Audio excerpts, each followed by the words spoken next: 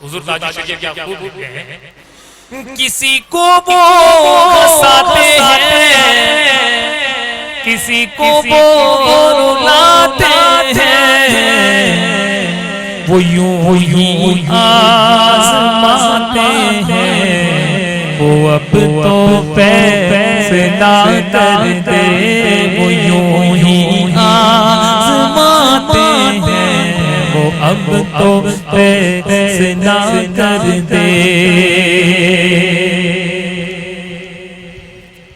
और मुझे क्या फिक्र हो अख्तर, मेरे याबद है बोया बोया बोया,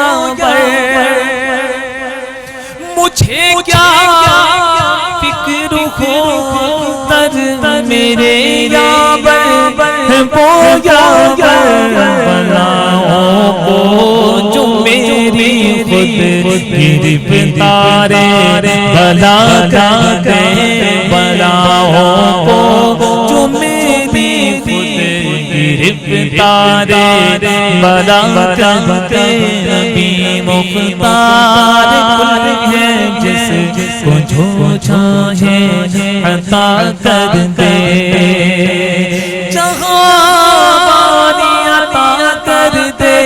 हरी जन्नत की बादर दे, नबी मुख्तार कुल है जिसको जो चाहे अता कर दे। आला हज़रत इश्क़ नबी की शमा को अगर सीने में मजीद रोशन करना है तो उसका बेहतरीन जरिया नाम मुस्तफ़ा है। कितने खुशनसीब हैं वो मुसलमान कि जिनकी शादियों में मुखन्नस नहीं नाचते, जिनकी शादियों में फाहिशा औरतें नहीं नाचती, जिनकी शादियों में बाहर नगारे नहीं बजते, जिनकी शादियों में लोग कूले नहीं मटकाते, जिनके निकाह के मौके पर लोग माअल्लाह बदकारा औरतों पर पैसे नहीं लुटाते, जिनकी शादियों पर बार बालाएं नाचती नहीं है, जिनकी शादियों में ऊल जलूल हरकतें नहीं होती हैं। कितने खुशनसीब है वो मुसलमान कि जिनकी निकाह के मौके पर अल्लाह उसके रसूल को खुश करने वाले काम किए जाते हैं। कितने खुशनसीब है। अरे ऐसे खुशनसीबों में क्या हमारा नाम नहीं लिखाना चाहते? अभी मैं आ रहा था कमरे में जहां मैं ठहरा हूं तो वहां पर चंद लोग अपने ख्वाहिश की तकमील करते हुए एक बेचारा दूल्हा और उसके चंद दोस्त, जिन्हें मैं कहूंगा कि वो झूला ले लीजिए कि वो दूल्हा तो ये झूला, बेचारे गुनाहों के झूले पे बैठ के झूल रहे हैं। 2 से 3 ही हैं, नाचने वाले 2 हैं और बजाने वाले 5 हैं। अब बजाने वाले भी कह रहे हैं कि जितने हम बजाने वाले कम से कम नाचने वाले तो होने चाहिए, कोई भी नहीं है। वो बजा रहे हैं, वो 2-3 है, वही हिल रहे हैं, डूल रहे हैं बेचारे। जब निकाह ही करना है और इतने हराम काम इसमें अगर करने हैं, काजी साहब को ज़हमत मत दे, क्यों हम निकाह से पहले अपने बर्बादी के दरवाजे को खोल देते हैं? थोड़ा ताशा बज जाएगा, ढोल बज जाएगा तो क्या माज़अल्लाह रब्बिल आलमीन आपकी शादी में रंग आ जाएगा? रंग नहीं आएगा बल्कि शैतान का भंग आएगा।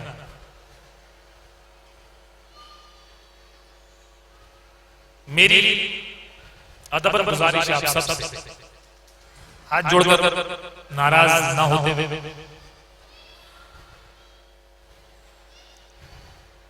भरोसे से आप मुसलमानों के हुकूक के बारे में सवाल किया जाएगा। मैं उन तमाम इस्लामी भाइयों से गुजारिश करता हूं जिनके निकाह नहीं हुए उनसे और जिनके हो गए उनसे, जिनके बच्चे निकाह की उम्र के हैं जो करने वाले हैं उनसे, और जिनके निकाह होने वाले हैं उनसे। कितना ही अच्छा होगा कि मगरिब के फौरन बाद निकाह की तकरीर मुकम्मल हो जाए, इशा की नमाज तक के सब फारिग होकर खाना वगैरह खाकर 9-10 बजे लोग घर पर पहुंच जाए, इत्मीनान से सो जाएं, फिर तहज्जुद के लिए उठ जाएं। मैं फजर नहीं कहता, आप तहज्जुद की नियत करके सोइए, अगर तहज्जुद में आंख नहीं खुली तो कम से कम फजर की नमाज तो जमात से मिल जाएगी। कितना अच्छा होगा अगर ये सिस्टम पड़ जाए। अब वो रात के 12 बजे तक दूल्हे में आओ कहाँ घूम ही रहे हैं, बेचारा बैठने वाला बैठा हुआ, अरे कल सबको काम धंधे पे जाना। ये रिवाज को हमें तोड़ना पड़ेगा, ये सिलसिला हमें खत्म करना पड़ेगा, हमें ही करना पड़ेगा।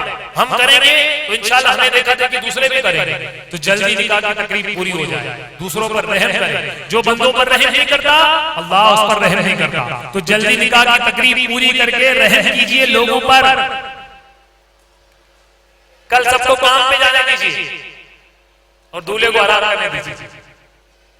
दूल्हों के घर वालों पर रहम कीजिए, दूल्हे वाले खुद रहम करें, दुल्हन वाले रहम करें, नौशामियां रहम करें, जल्दी से आ जाए, तशरीफ ले आए।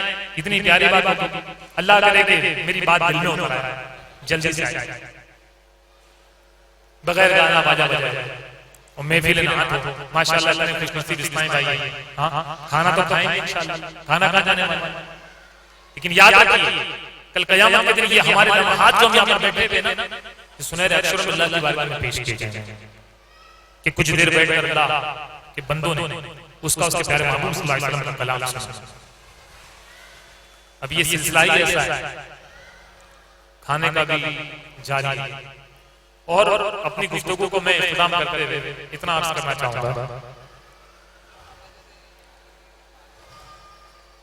हम शादियों में खाने के लिए जाते हैं, आप खाना खाने के बाद एक चक्कर मारिएगा वहां जहां बर्तन धोया जाता है। उम्मन शादियों में खाना कम पड़ जाता है, लोग कहते हैं खाना कम हो गया। खाना कम नहीं होता, दो बातें इसमें मेजर है। खाना कम नहीं होता, पहले कि लोग बगैर बिस्मिल्लाह पढ़कर खाना खाते हैं।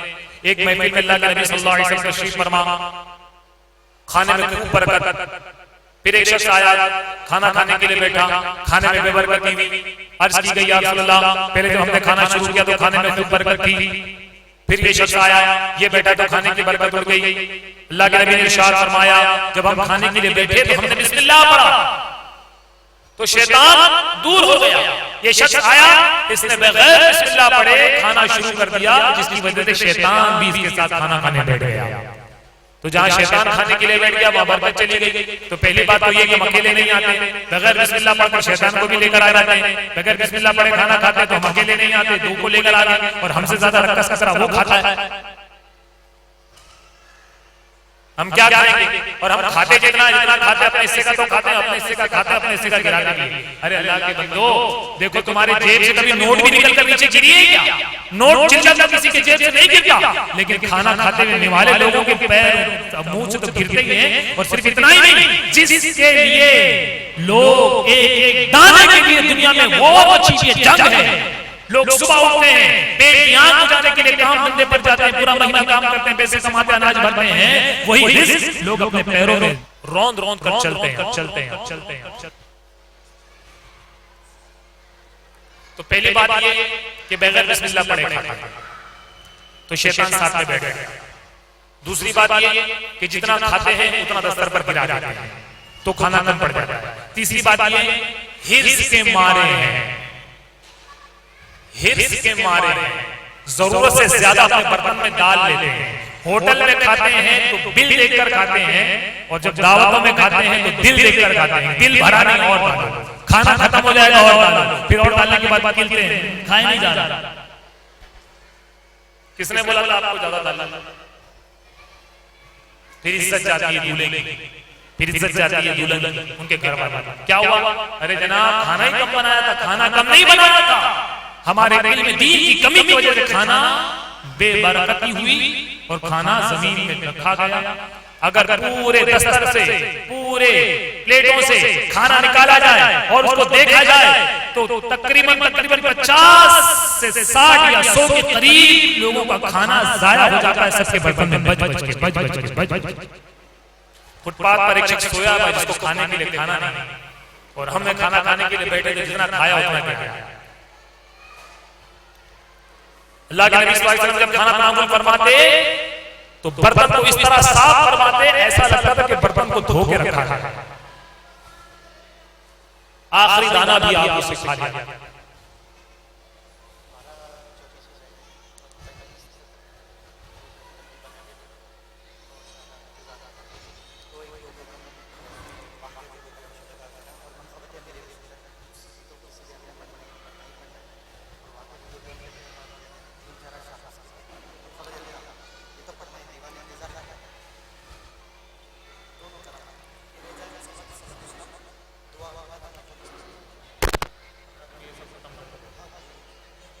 इंशाअल्लाह।